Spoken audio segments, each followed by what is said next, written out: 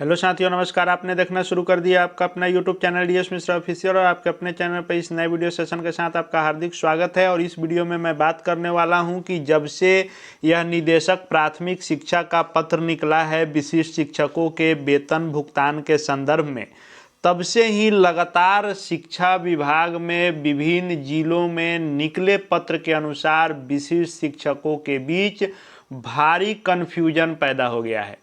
और कन्फ्यूजन यह दिनों दिन बढ़ता ही जा रहा है, क्योंकि इस पत्र में कहा गया था कि जब तक प्राण जनरेशन और एचआरएमएस पर ऑनबोर्डिंग की कार्रवाई भी करनी है और जब तक यह वेतन फिक्सेशन का कार्य नहीं होता है तब तक मार्च से पहले यानी इस वित्तीय वर्ष की समाप्ति से पहले यथा निर्धारित मूल वेतन के आधार पर भुगतान विशिष्ट शिक्षकों का कर दिया जाए।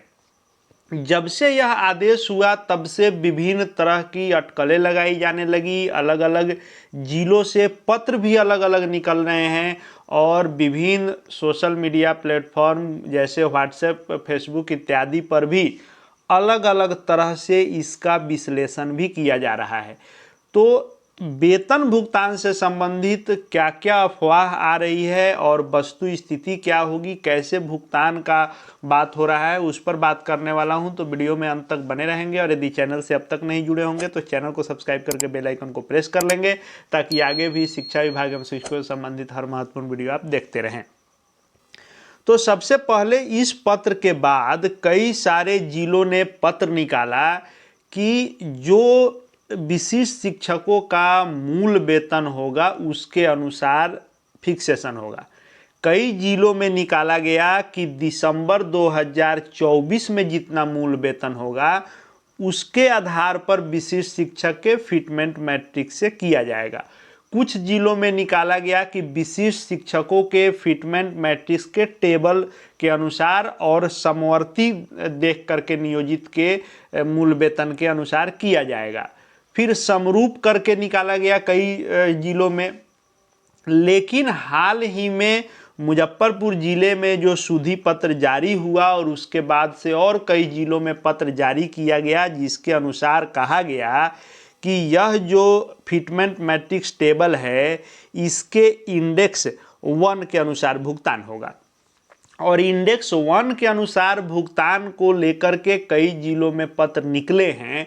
तब से शिक्षकों के बीच में एक नाराजगी और असंतोष तो है ही कि आखिर हम 10,000 12,000 कम सैलरी क्यों उठाएं। अगर देरी हुई है विशिष्ट शिक्षकों के वेतन निर्धारण और प्राण जनरेशन इत्यादि में, तो इसमें शिक्षकों का क्या कसूर है कि इनका मूल वेतन इंडेक्स 1 से भुगतान होगा।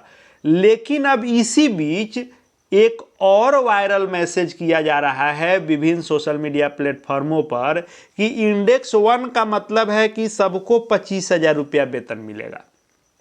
और कुछ ऐसे भी लोग हैं जो सिर्फ विशिष्ट शिक्षकों के निगेटिव चीज़ों को निकाल रहे हैं, यानी जिन्होंने विशिष्ट शिक्षक की परीक्षा दी, सक्षमता परीक्षा दी और जो विशिष्ट शिक्षक बने, ऐसा लगे कि उन्होंने कोई पाप किया हो। इसलिए यदि विशिष्ट शिक्षकों के साथ कुछ सरकार गलत कर रही है तो खुश भी हो रहे हैं और दूसरी तरफ अफवाह भी फैला रहे हैं। जबकि जो नियोजित शिक्षक साथी हैं या विशिष्ट शिक्षक साथी हैं या विद्यालय अध्यापक हैं, सभी के बीच में आपसी समन्वय होना चाहिए और समन्वय की कमी के कारण ही आज सरकार शिक्षकों का शोषण लगातार करते आ रही है।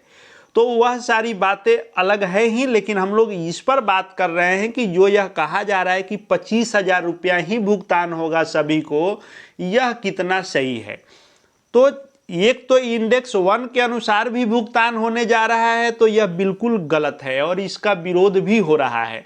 अब देखने वाली बात है कि इस पर आगे क्या होता है। लेकिन ये जो 25,000 सबको मिलेगा, ये जो बातें फैलाई जा रही है, यह 25,000 भुगतान की बातें भी बिल्कुल गलत है और सिर्फ भ्रामक है। विशिष्ट शिक्षकों के बीच में यह भ्रम फैलाया जा रहा है।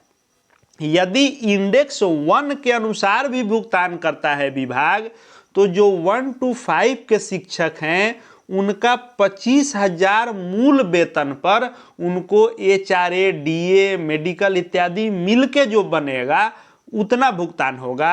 वहीं 6 to 8 के 28,000 मूल वेतन पर उनका जो भी HRA और DA मेडिकल मिलाकर होगा उतना होगा। 9-10 वाले शिक्षकों को 31,000 पर उनका DA, HRA मेडिकल इत्यादि लगेगा और 11-12 का 32,000 पर लगेगा।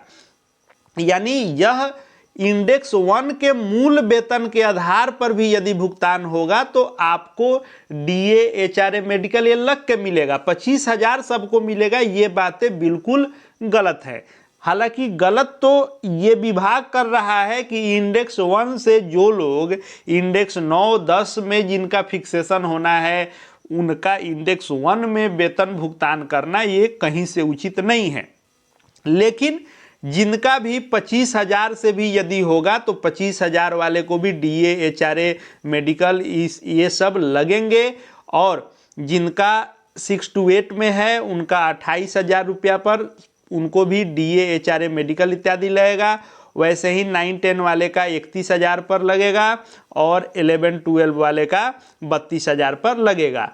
और उसमें जो आपका फिर बकाया रह जाएगा, यानी जो आपका इंडेक्स फिक्सेशन होना है, जैसे मान लीजिए आपका इंडेक्स 9 पर फिक्सेशन होना है या 8 पर फिक्सेशन होना है और 1 पर हो रहा है, तो जो बचा राशि है या NPS का डिडक्शन इत्यादि जो मिलना है, ये सब जब प्राण जनरेट HRMS ऑनबोर्डिंग होकर वेतन निर्धारण होगा तब यह एरियर के रूप में आपको मिलेगा। हालांकि यह परेशानी बढ़ाने वाला काम है और कहीं ना कहीं आगे चल के विशिष्ट शिक्षकों का मानसिक आर्थिक दोहन निश्चित रूप से होगा। इस पर भी विभाग को सोचना चाहिए। आगे शिक्षा विभाग एवं शिक्षकों से संबंधित हर महत्वपूर्ण वीडियो लेकर के आता रहूँगा। चैनल से जुड़ जाएंगे, चैनल को सब्सक्राइब करके बेल आइकन को प्रेस कर लेंगे। साथ ही साथ हमारे Telegram channel DS Mishra official से भी जुड़ जाएंगे ताकि शिक्षा विभाग के हर अपडेट आपको वहाँ मिलते रहेंगे। इस वीडियो को देखने के लिए आपका बहुत बहुत धन्यवाद।